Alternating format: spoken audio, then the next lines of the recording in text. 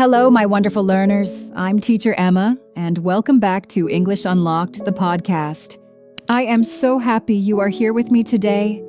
Whether you are listening while walking, drinking your morning coffee, or relaxing after a long day, thank you for choosing to spend this time improving your English. Today we will talk about a very important question. A question that every English learner asks me in their messages and comments. It's a question that keeps students awake at night, wondering if they will ever be able to speak fluently. You may say, "Teacher Emma, I understand English, but I cannot speak." Maybe you watch movies without subtitles.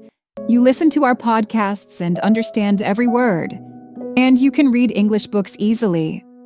But when you open your mouth to talk, your words feel slow, your tongue feels heavy, and you completely freeze. Does this sound familiar? If you are nodding your head right now, this episode is especially for you. If this is your problem, please know this. You are not alone. Feeling stuck is normal. Strong students feel stuck, and beginner students feel stuck. This is not a failure. It is a learning block. Today I will explain exactly why this block happens, and I will share 5 stories from students around the world who broke this wall and started speaking fluently. I will speak slowly and clearly, and I will explain every difficult word in simple English, so you can relax, listen, and learn. Let's begin by understanding the block.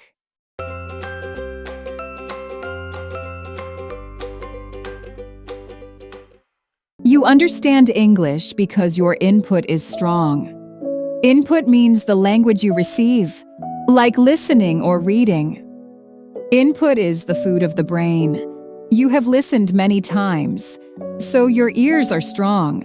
But speaking is output. Output means producing the language, like driving a car. Listening is like sitting in the passenger seat. You are moving, but you are not driving. Speaking is like driving. You must control everything: words, grammar, and pronunciation, all at once. If you only train your ears, which is input, but you never train your mouth, which is output, you will feel stuck. Speaking is a skill, and like any skill, such as playing the piano or cooking, it grows only with practice. The second, bigger reason you cannot speak is fear. This fear lives deep in your mind, and it whispers negative thoughts when you want to speak. Many learners are afraid to make mistakes. They think, what if I sound stupid? What if people laugh at me? What if my English is wrong? What if they don't understand me? I understand this fear completely. When I was learning my second language, I felt the same way. My hands would shake, my heart would beat fast, and sometimes I would just stay quiet instead of trying to speak. This fear creates an invisible wall, a filter in your brain, and your mind says, "Stop. It is not safe to speak. Stay quiet. Don't risk embarrassment." But staying quiet will never improve your speaking. We want to remove this fear today, and I will show you exactly how. The students in today's stories felt the same fear, but they found ways to practice speaking safely until the fear disappeared completely. The students who overcame this block did not focus on perfect grammar. They focused on active practice and courage. Here are 5 powerful techniques they used. Let me tell you about Diego from Brazil. Diego understood football interviews and songs perfectly, but he couldn't talk to his Canadian friend. He felt embarrassed and frustrated. His simple solution was to record himself on his phone for 1 minute every day. He talked about his day, his breakfast, and his plans for the evening. Then he listened to his recording and realized his pronunciation was strange and unclear. So he listened to the same words from native speakers and repeated them again and again. After just 2 weeks, Diego noticed something amazing. His pronunciation became clearer, his rhythm improved, and most importantly, his confidence grew. He wasn't afraid of his own voice anymore. When you listen to yourself, you get instant feedback. You become your own teacher, and you correct the problem faster. Every time you record and repeat, your brain strengthens the memory. Repetition is the bridge from understanding to fluency. Maria from Spain was an excellent student with high marks in grammar tests, but her tongue didn't move when she tried to speak in real conversations. She watched a video and learned about shadowing. Shadowing means listening to a speaker and speaking at the same time. You follow their voice like a shadow follows a person. Maria shadowed short clips, 5 or 10 seconds, again and again. She started with simple sentences, then moved to longer paragraphs. At first, Maria could barely keep up with the speaker, but after practicing for 30 minutes every day for 3 weeks, something magical happened. The words started flowing naturally, without thinking about grammar rules. Shadowing trains your mouth muscles, rhythm, and speed. It forces your mind to stop the translation middleman. The words start coming out like music. Shadowing connects your ears, your brain, and your mouth all at once. Arif from Bangladesh froze when he wanted to speak. He thought too much about grammar rules. He liked how a football commentator spoke fast, but clearly, so he started his imitation diary. Every evening, Arif chose one short video, listened 2 or 3 times, and then tried to copy exactly what he heard. Not just the words, but the rhythm, the sound, and the emotion. He wrote down new expressions and practiced them until they became automatic. Within a month, Arif's friends noticed a huge change. His English sounded more natural, more confident, and much more fluent. Imitation attacks the sound and rhythm of English, which makes your speaking sound smooth and natural. It trains your body to reproduce the English sound patterns without thinking about grammar rules. Kenji from Japan always thought fast in Japanese, then tried to translate it to English. This took too long, and he forgot what he wanted to say. This is the translation middleman we must remove. Kenji's teacher told him, "Stop translating. Think in English." Kenji started small. He narrated his simple morning routine in his head. "I'm brushing my teeth. I'm making coffee. I'm checking my email." Day by day, Kenji added more activities to his English thinking. Soon he was thinking about his work projects, his weekend plans, even his emotions, all in English. When you narrate your life, and narrate your life means describe something like a story, you are practicing thinking in English. You use simple, real words, and you connect English to your real life. The more you practice this, the faster your brain connects ideas and words, and you stop translating. Sarah from Iran had words in her head, but they didn't come out when she tried to speak with others. She stood in front of the mirror and started talking to herself in English.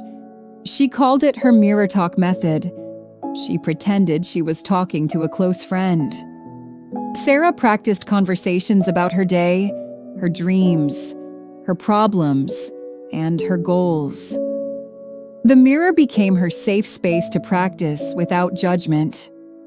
After 2 weeks of daily mirror practice, Sarah joined an English conversation group. For the first time, she spoke confidently and naturally. The other students asked her, "How did you improve so fast?" The mirror is your best partner. It allows you to practice conversation without fear of judgment. You are training the physical act of speaking. After consistent practice, you stop thinking in your native language, and sentences come faster and easier. These 5 stories show that the key is not more study, but different practice. We must change the way we think about the learning block and develop new habits that support our speaking goals. Many students think they must study for 5 hours once a week. They try to be a hero for one day, but this causes burnout and exhaustion.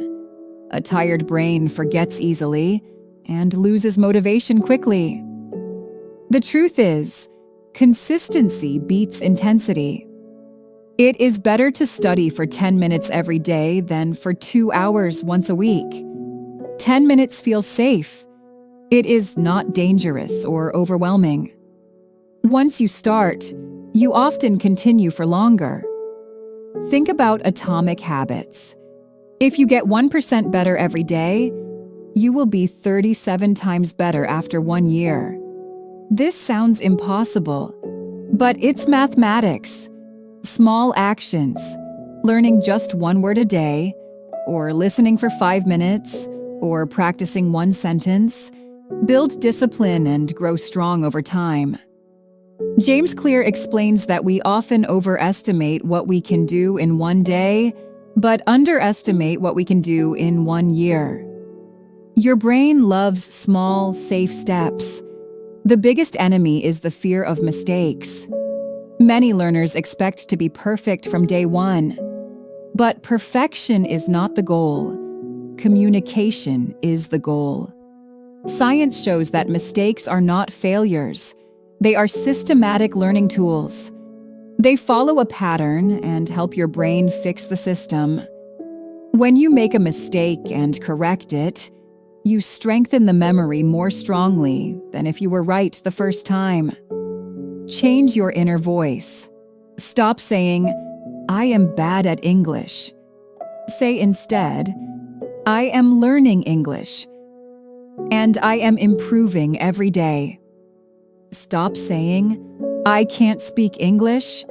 Say instead, "I can't speak English fluently yet, but I am getting better with practice." That small word, "yet," is very powerful because it tells your brain, "I am on the way to success. This is temporary. I am growing." Research shows that people who use "yet" in their self-talk improve faster than people who use permanent negative language. Try this exercise. Write down 3 negative thoughts about your English. Then rewrite each sentence with "yet" and positive language. Progress in language learning is often invisible at first. You practice every day, but you cannot see the change clearly. This makes you feel discouraged and want to quit. But your brain loves small wins. A small win is a tiny success, like finishing a short podcast, repeating 1 sentence correctly, or understanding a joke in English. When you finish a small goal, your brain feels happy and releases a special chemical called dopamine. Dopamine is the feel-good signal. It tells your brain, "Good job, that felt nice, let's do it again tomorrow." Every day, write down just 1 small win with English. This small act turns failure into fuel and makes you excited to practice again tomorrow. The learning block often happens because the task is either too easy, which causes boredom, or too hard, which causes anxiety. Both boredom and anxiety break your focus and stop your progress. The best learning happens in the middle, in the flow channel. Flow is the state where you are completely focused, and the activity is challenging but not impossible. Choose English content where you understand about 70 to 80%. This is just enough challenge to wake your mind, but not enough to cause panic. If something is in your panic zone, choose something a little easier so your brain can relax and work effectively. My wonderful learners, if you understand English but cannot speak, please remember this. There is nothing wrong with you. Your English is not broken. Your brain already knows the language. Now your mouth needs to join the team. Fluency is not about speed or perfection. It is about confidence, clarity, and consistency. You don't need to sound like a native speaker. You need to sound like yourself, speaking English with confidence. You now have 5 powerful tools in your speaking toolkit: recording and repetition, shadowing practice, imitation diary, mirror talk. Think in English. Choose one of these techniques today and start with the 2-minute rule. Make the first step so small that you cannot say no. I have a gentle invitation for you. Practice 5 minutes of shadowing and 5 minutes of mirror talk every day for the next 30 days. Just 10 minutes total. You will be surprised at how much better you sound. Start tomorrow morning. Set a timer for 5 minutes, choose a short video, and begin shadowing. Then, look in the mirror for 5 minutes and talk about your day. Write your progress in a notebook. After 30 days, you will see amazing results. Remember, Vor's fluent English speaker was once where you are today.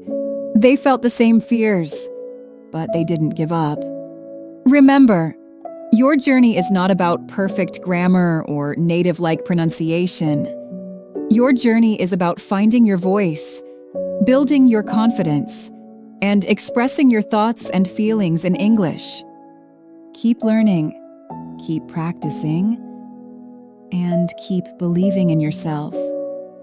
Your English speaking breakthrough is closer than you think.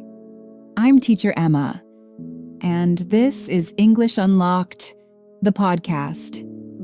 Until next time, stay kind to yourself and keep speaking with courage. Bye for now.